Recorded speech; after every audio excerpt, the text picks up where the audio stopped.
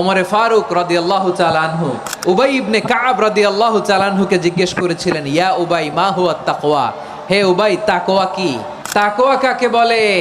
উবাই ইবনে কাব তিনি প্রশ্নের উত্তর না দিয়ে উনিও আবার প্রশ্ন ছুড়লেন। তিনি বললেন, ইয়া আমিরাল মুমিনিন আমা সালাকতা তরিকান যা শাউক, আপনি কি কাঁটাযুক্ত রাস্তা দিয়ে মরুভূমিতে কখনো হেঁটেছেন, যে রাস্তার চারদিকে ক্যাকটাস গুলমলতার কাঁটা, হেঁটেছেন? ওমরে ফারুক বললেন, নাম হেঁটেছি, বালা হেঁটেছি। কাইফা আমিলতা, কিভাবে হেঁটেছেন? ওমরে ফারুক বললেন, শাম্মারতু ওয়াজতাহাত্তু, আমি আমার জামা জুব্বা আর চাদর আটো সাটো করে গায়ের সাথে এমন ভাবে মিলিয়ে রেখেছি, এমন সাবধানে হেঁটেছি যাতে করে মরুভূমির ক্যাকটাসের গুলমলতার কাঁটা আমার গায়ে বিঁধে না যায়। উবাই ইবনে কাব বললেন, ফাযালিকা হুয়া তাকওয়া, আরে তাহলে আপনি তো ঠিকই জানেন তাকওয়া মানে কি, এটাই তো তাকওয়া। ওই রাস্তা দিয়ে যেভাবে হেঁটেছেন পুরো দুনিয়ার জিন্দেগিটা এইভাবে সাবধানে চলার নামই হচ্ছে তাকওয়া। চিল্লায় বলো ঠিক কিনা?